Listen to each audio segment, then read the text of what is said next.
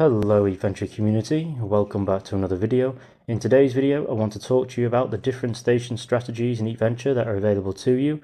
We'll also be talking about which one is the most beneficial one for you to use at your current stage, because depending on what city you're at and depending on what gear you have will also depend on what station strategy is most beneficial for you.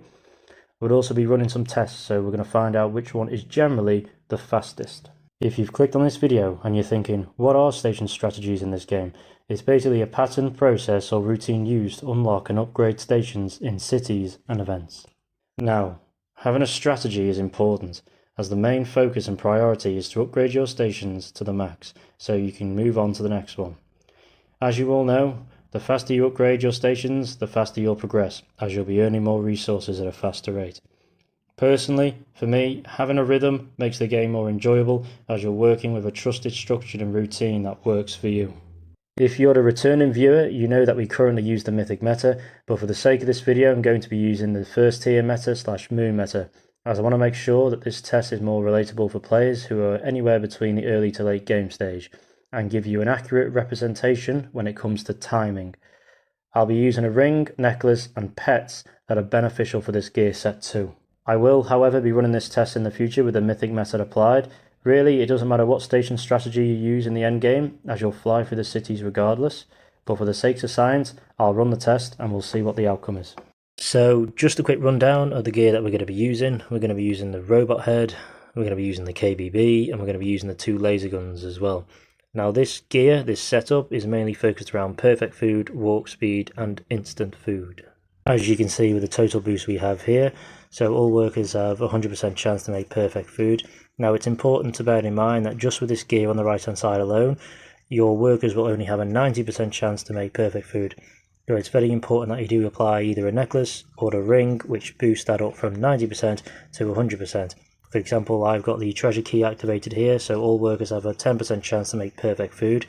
So now my total boost is now at 100%, which means every time that food is made, it's going to be made perfectly. All workers have 125% chance to make food instantly. Now 120% of that comes from the 2 laser guns we have activated, as each gives 60%. Customers order instantly, and perfect food is worth 100% more. So both of these boosts come from our panda and our tortoise we've got activated here. Firstly being the panda, so every time a customer comes into our restaurant, their order is automatically generated as soon as they reach their destination. And also every time the panda delivers food, we get an additional 1000% profit. The tortoise adds an additional 100% more value to perfect food. You can also use the dark horse as well, as they both give the same boost. Now these are very important to have in one of your slots, because the gear we have activated here is a perfect food gear, as we are making perfect food 100% of the time.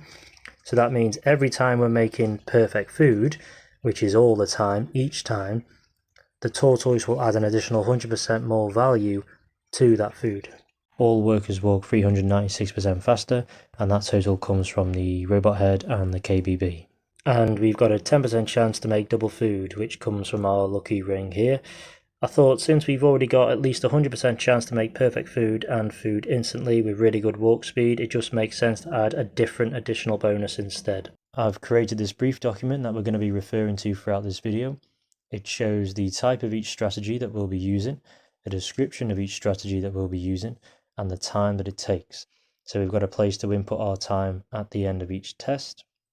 So just to talk you through the methods and strategies that we'll be using. So firstly, we'll be doing the tall method, which is upgrading the first station to max before then moving on to the next unlockable station, which will be station 2, and then upgrading that to max as well, and then continuing that cycle until all stations are completely maxed out. Secondly, the leapfrog, so in brackets every other / skip, so you'll be upgrading the first station to max, and then skipping the second one and going to the third one and upgrading that to max, and continue that cycle until you've maxed out the last station, and then you go back and upgrade the other stations in between. Leapfrog, so every 3, which is similar to every other, but in this one you're upgrading the first station to max, and then you're skipping station 2 and 3 and then upgrading the 4th one to max, and then you're continuing this cycle until you've maxed out the last station, and then you'll go back and upgrade the other stations in between. First and last, which is the one that I currently use, so you'll upgrade the first station to max, and then you'll upgrade the last station to max, and then you'll upgrade the other stations in between. The umbrella strategy is something that I haven't used, so this will be something new for me as well, but with this one, you open the first station, and you start upgrading it, and then as soon as you can open the last station, you open it as soon as possible, and then you open the second, third, and fourth last station and start upgrading them. So that'll be interesting to see how we get on with that. Like I said, it's something new for me. Anyway, let's get into the first strategy, which is the toll method, and let's see what time we get. I'm not too sure how much I'm going to be speaking over the gameplay. I'll probably just let it run at a times 2 speed and play some music in the background, as I want the gameplay to be the main focus. Hopefully I remember the order in which the stations go in as well, because it's been so long since I've used another method other than the first and last. I want to make sure that this is a fair and balanced test, so no popular dish or invite a helper feature will be used. When testing out a strategy, it's always going to be on restaurant 7 of a city. The first unlockable station will allow everyone to get involved and contribute towards the restaurant's finances. By having everyone working straight away when unlocking the first station allows all the bonuses to be activated straight away by all characters and all workers. I don't want the waiters or the servers to be active, and my personal character and pets waiting for the next station to be unlocked, as this will affect the bonuses and cause an imbalanced outcome of time. Let's run some music. Speak to you shortly.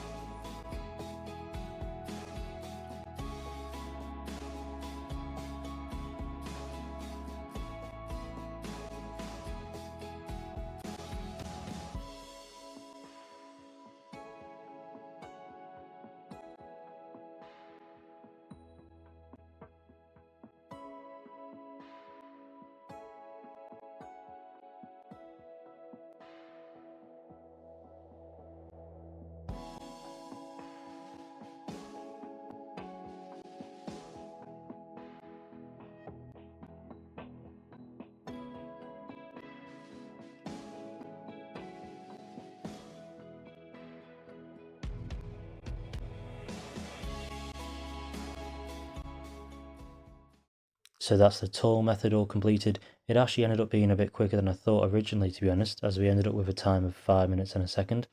But let's get into our second strategy, which is a leapfrog, so upgrading every other station, and let's see what time we get. Back to the gameplay.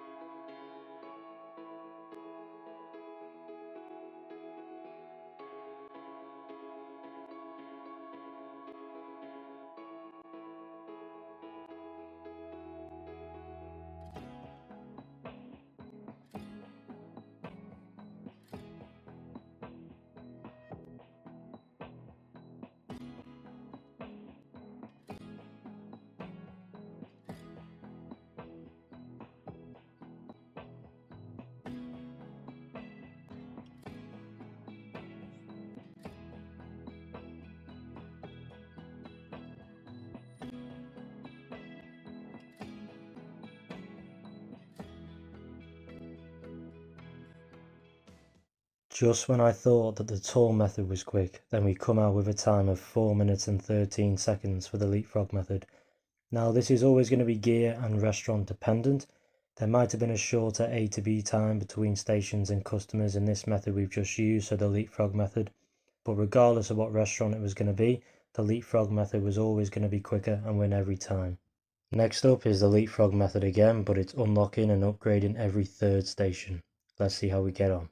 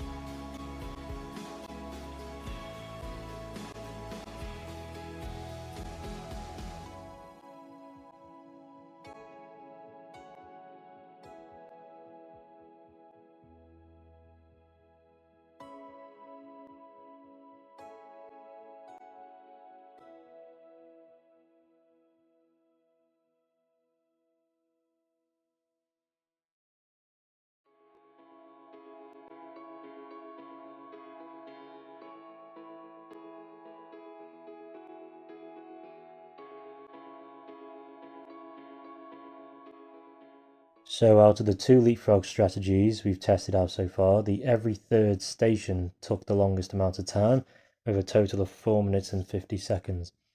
This is probably because the gap between unlocking stations is starting to increase, so it'll be interesting to see if the trend follows with the remaining strategies we have left. This is how the times compare to each other so far, but let's get into the next strategy, which is the first and last, and see what time we get.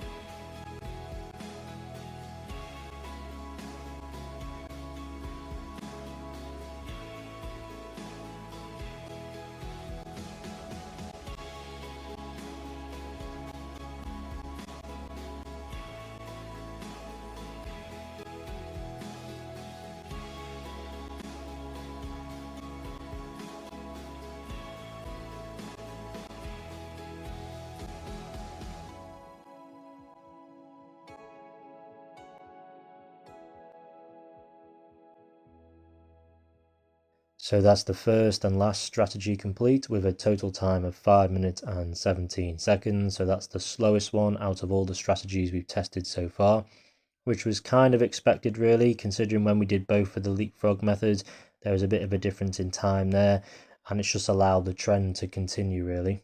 Next up is the umbrella strategy. Again, this is something I've never tried before, so it's something new to me, so I'm intrigued to see what the time outcome will be.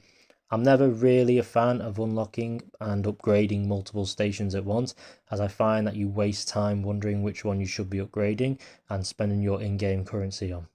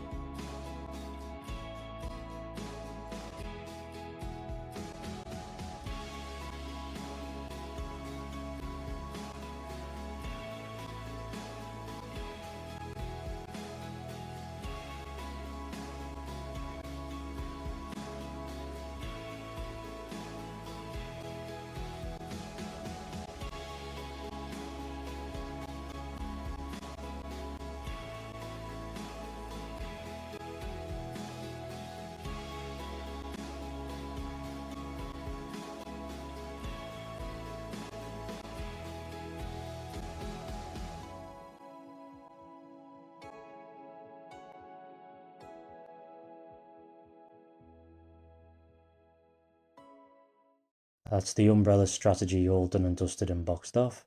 The overall time ended up being 5 minutes and 46 seconds, which overall was the slowest station strategy we did test out. Fingers crossed I've done it correctly, but by the research I've done, it seems like I have.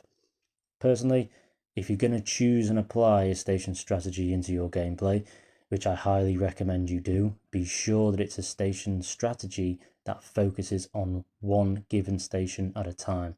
This, for me, just allows your gameplay to flow so much more smoothly and fluently. There is the staircase strategy as well, but I haven't involved it in this video as I don't deem it competitive enough to the rest, so it wasn't worth doing. I have put the finishing positions in brackets next to the times on each strategy, just to give you an easier breakdown on where each strategy finished. I just want to very quickly give you my thoughts, analysis and advice overall. If you're in the early game stage, I'd advise you do the tall strategy.